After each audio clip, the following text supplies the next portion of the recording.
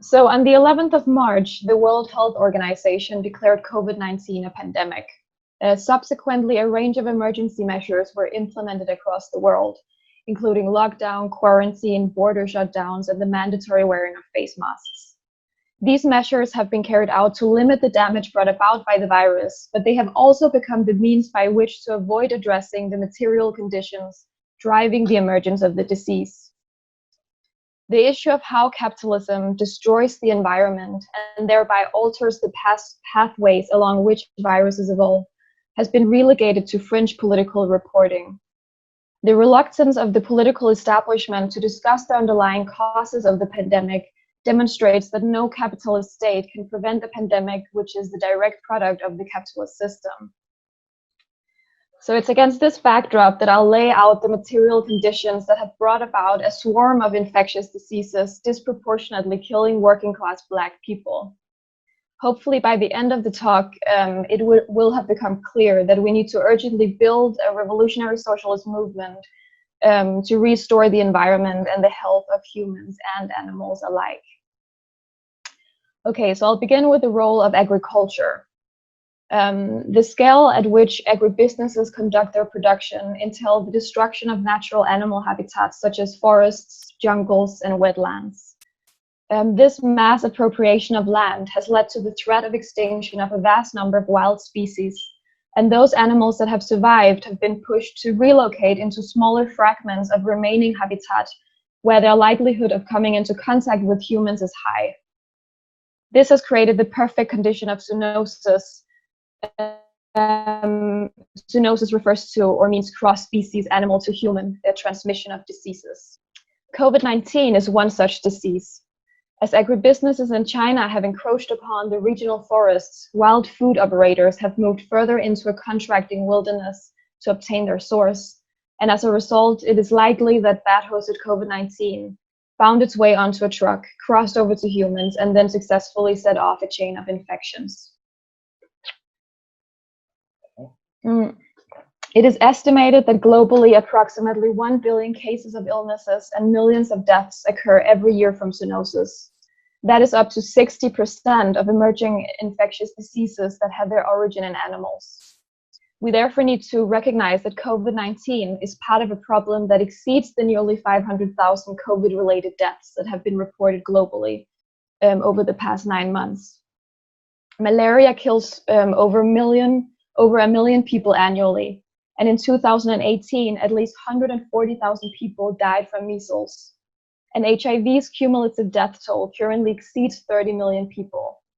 These are all zoonoses that have been linked to the expansion of agriculture and deforestation carried out by big businesses that take advantage of cheap labor and cheap land.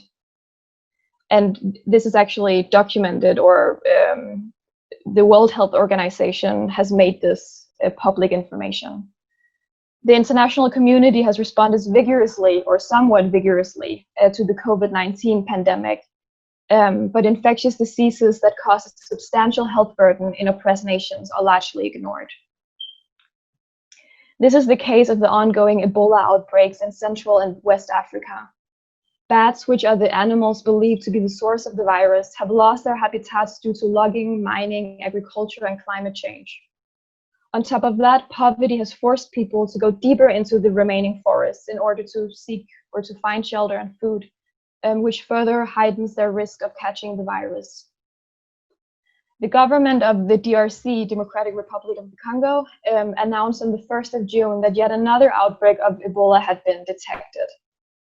This comes as the country battles both COVID-19 and the world's largest measles outbreak. As anticipated, the World Health Organization has been slow to respond, and the imperial capitalist states are not responding at all, really. This, of course, comes as no surprise, since these states profit from the plundering that has produced the epidemic and the conditions of underdevelopment that accelerate the spread of the virus. The DRC was and still is rich in minerals and raw materials highly prized in Europe. It was colonized by King Leopold II in 1885 and later by the Belgian government. The colony was structured from its founding so as to maximize the extraction of natural resources and channel revenues to the king while relying on forced labor. In 1891, all the land that was not inhabited or cultivated according to European definitions was declared vacant and made property of the crown, and then distributed to a number of companies headquartered in Belgium. This involved the mass killing of the population, which even by imperialist standards was controversial. The plundering and exploitation of labor have continued into the post-colonial era, where corporations exploit Congo's minerals, labor, and land. The competition to control these resources by the imperialists and their local allies lies behind the wars that have raged in DRC since the 90s. These conflicts have allowed corporations to intensify their extraction of minerals by developing links with the various local militias. There is an article actually on the RCD website by Charles that is called "Rwanda Continues to Destabilize DR Congo," which you should read if you're interested in knowing more about this conflict. So not only is deforestation causing outbreaks of Ebola, the conditions created by capitalist plunder, such as extreme poverty and armed conflicts, accelerate the spread of the virus. It is in the imperialist interest to maintain conditions that are conducive to the expansion of the market. Providing adequate medical assistance is not on their agenda at all. To make matters worse, imperialists are continuously pushing for agri-industrial development in Africa under the banner of developing the country's economy. This means that agricultural production is intensified, small farms are destroyed, and monoculture farming is expanding. Monoculture is the practice of keeping animals or crops of the same species and with nearly identical genomes. It's an attractive option under capitalism since it's simpler, easier to automate, and requires fewer employees. However, when a virus strikes a monoculture, its severity is drastically increased. This is because natural selection, which in wild animals allows immune evolution to track pathogens, this has been replaced with artificial selection. And while artificial selection increases production and economic gains, it simultaneously reduces genetic variation and prevents animals from co-evolving with the natural environment, which of course would naturally comprise a variety of pathogens. Consequently, intensively farmed animals' immune response, both as group as as individuals, is really weak. And I think bird flu is a really great example. While the source of nearly all influenza subtypes come from wild bird populations, no endemic strains of influenza have been found in the wild birds themselves. Instead, multiple low infectious influenza subtypes in such populations develop into harmful viruses only once they enter farms of domestic birds, especially farms that are large and overcrowded, of course. I think in 2019, there were like 24 outbreaks. So this is a real problem that will only be worse as agriculture is just continuing to grow and become more intense.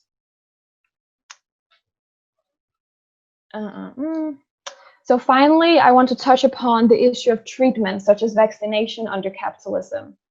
So vaccination as a form of prevention can limit the spread of a virus while we wait for the disease to burn out. However, when an outbreak emerges from different strains of virus, as in the case of Ebola, new vaccinations have to be developed continuously and really quickly. And since, as we know, medical research is enormously skewed towards diseases in rich countries, this sort of investment would just never happen under capitalism. And if a vaccine, which prevented all strains of Ebola, came on the market, it would be in the form of a commodity and thereby inaccessible to the majority of the working class. And then also, this point is pretty important, that medications are just pretty useless when the human body is weak due to lack of food and water. So we definitely need to consider the access to food and water before we even consider medication. So what about the British context? Britain is currently competing in the race to develop a vaccine against COVID-19. The stakes at first seemed to be high, since a vaccine, if proven effective, would allow more people to go back to work. Forget about the welfare of people. It's the full capacity of the working population that the government is struggling to exploit at the moment. And a vaccine might aid the economy during the crisis. Currently, however, government officials warn that we might not even develop a successful COVID vaccine. So it seems to me that as cases of COVID are reducing in number, the incentive to produce a vaccine is diminishing as well, even though people are still dying, of course. Okay, so my presentation was a bit shorter than I had actually anticipated, but I hope it's become clear in this presentation that capitalism is no mere background on which the emergency of viruses takes place. Capitalism is the emergency. And I encourage our discussion in this meeting, but also beyond this meeting, of course, to address the need for a socialist prevention-oriented system. We can discuss Cuba's extraordinary environmental achievements and its socialist response to COVID-19 and other diseases such as measles, which has been eliminated through a really impressive vaccination strategy. Also, Cuba has been leading the effort to fight the Ebola virus in Africa, deploying hundreds of medical professionals to the front lines. And bear in mind that the mortality rate of Ebola is around 50%. While this contribution is impressive, it is far from adequate. To end the endless outbreaks of infectious diseases that are perfectly preventable, we need to build a revolutionary socialist movement in Britain and abroad. Thank you.